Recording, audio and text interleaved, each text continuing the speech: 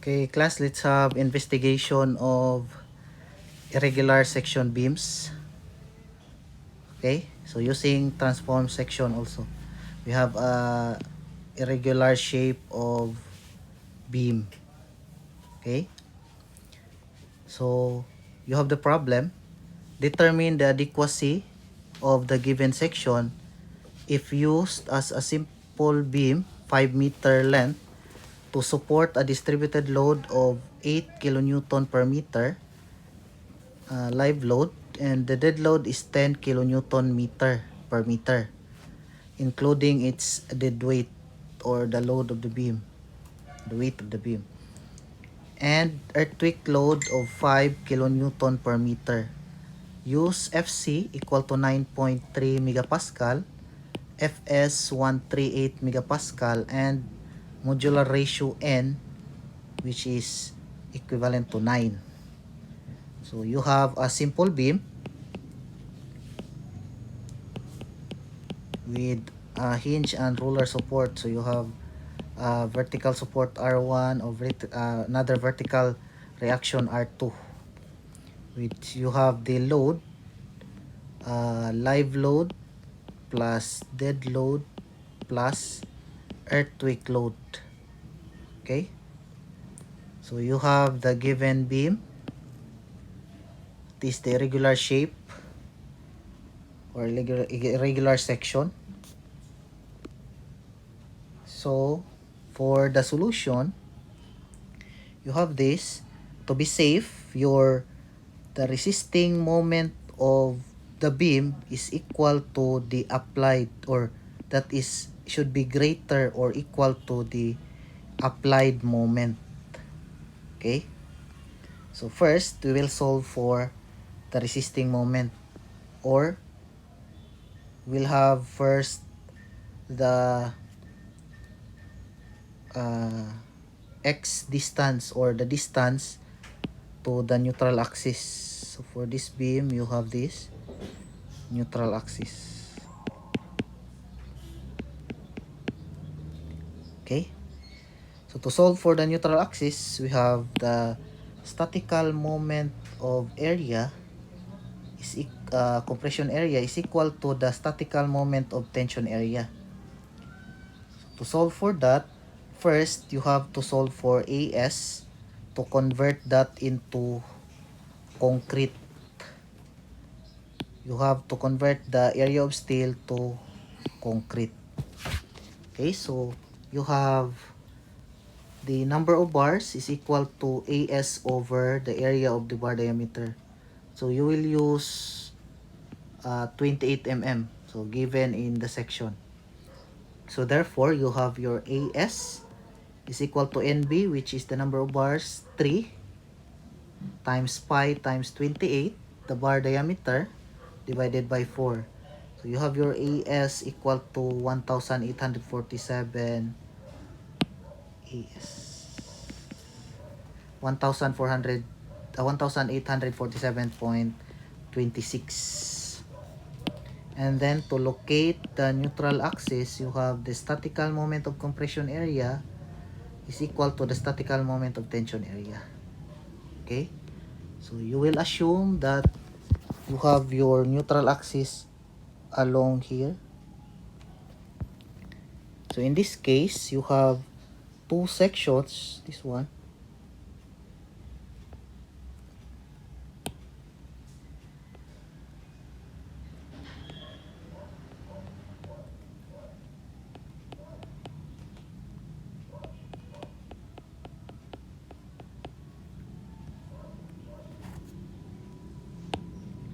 and then this one.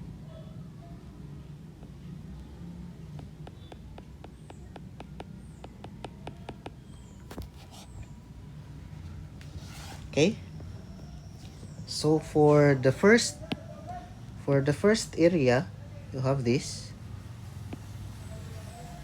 The first area is 75 times x. Okay, you have the base 75, so that is b times x over 2. X is the distance from the outermost fiber to the neutral axis. Okay, You have the base of 75, so therefore 75x times x over 2. And then for this one, plus you have 25, 25, no, 200, 200, that is the base. 200, x is this distance. So, but given in the section that is 50 millimeter below the 75 mm base of the beam. So, you have B times x minus 50 times x minus 50 over 2. Okay? This is the statical moment of compression block of this area. So, ang base is 200, then x minus 50, and times x minus 50 over 2. Okay? So, this is for the compression block. This one. Okay? And then, for the tension, or tension area, you have this NAS times D minus X. So, you can have your calculator to solve for X, or you can solve this using the quadratic formula.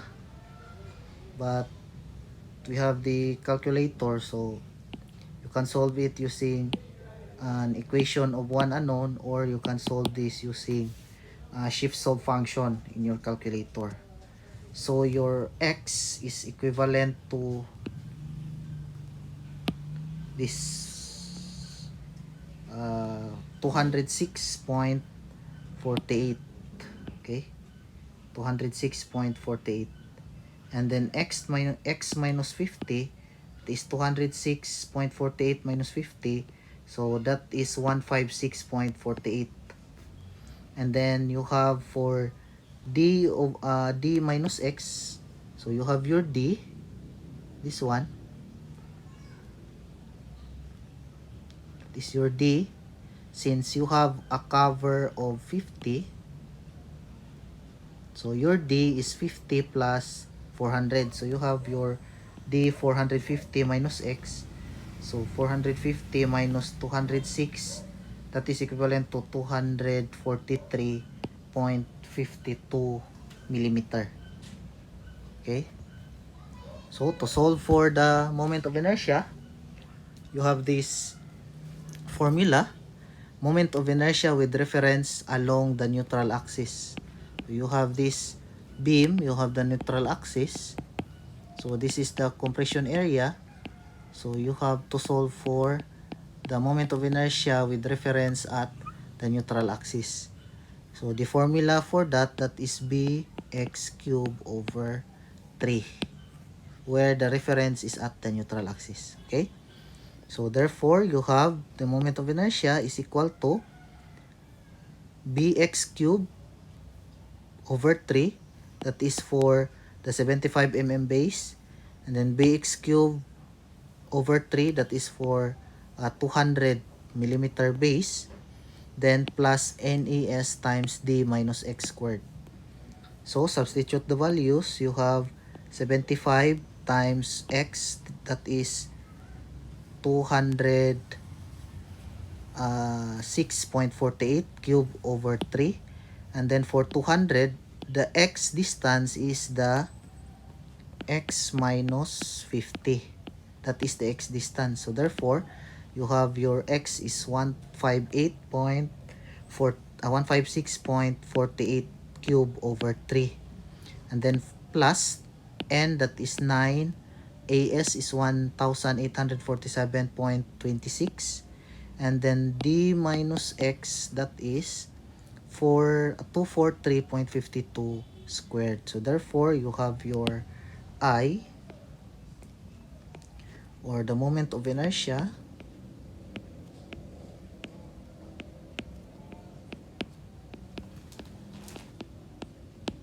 okay?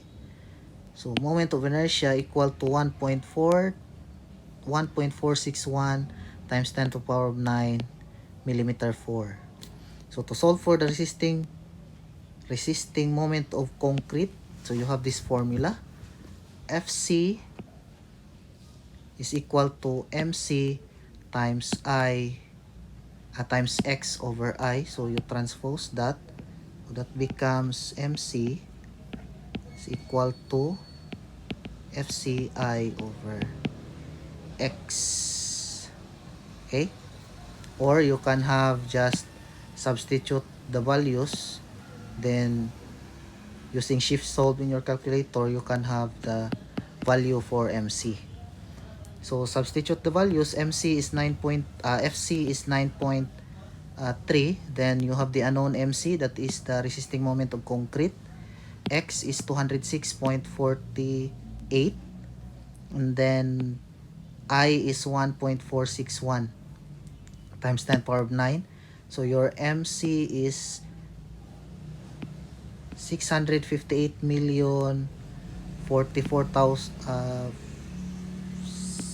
65 million 804,436.27 Newton millimeter. So to convert that to kilonewton meter, you divide it by 1 million.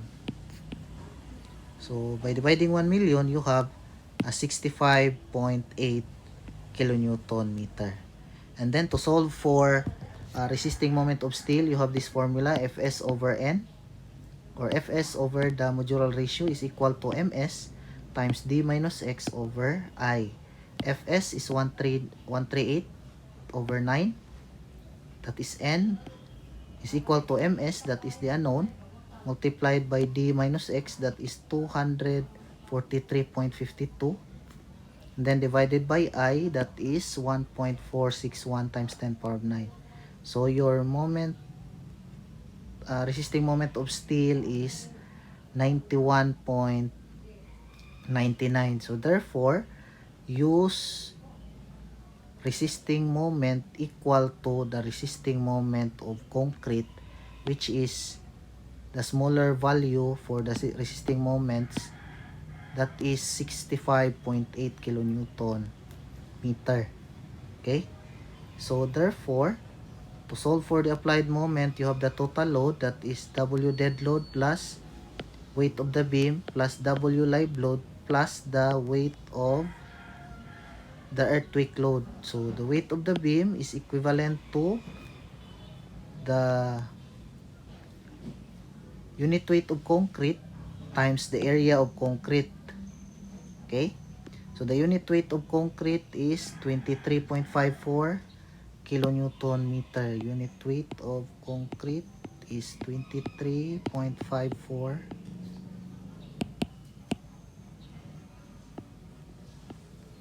kilonewton per meter cube. Okay? So, multiplied it by area. This is for the whole concrete. So, you have the unit weight 23.54 times 0.075, that is in meter, times 0.05. Okay? So, we'll go back to this. This is the first area considered. This is the first area considered, this one. So that is equivalent to 0.075, 0.05. And then another is this one, area of concrete. Okay, you have 0.2 times 0.45. Okay, 275. I know. That is the whole base. So this one is 275. So therefore, you have the area is 0.275 times 0.45. 45. Okay, so to compute for the weight of the beam, you have this area of the concrete. So for the weight of the beam, that is 3.0 kilonewton per meter. So substitute the values. You have 10 plus 3 plus 8 and plus 5. Therefore, you have 26 kilonewton per meter. To solve for the maximum moment, that is the applied moment with the load, you have the applied moment of the load, which is equivalent to WL squared over 8. So you have your W, that is 26, times the length of the beam is 5. So you have the simply supported beam, 5 meter in length. Okay. You have the load W.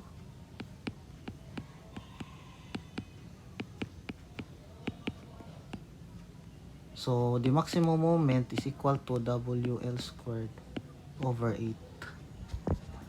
Okay, so you have your moment applied is 81.25.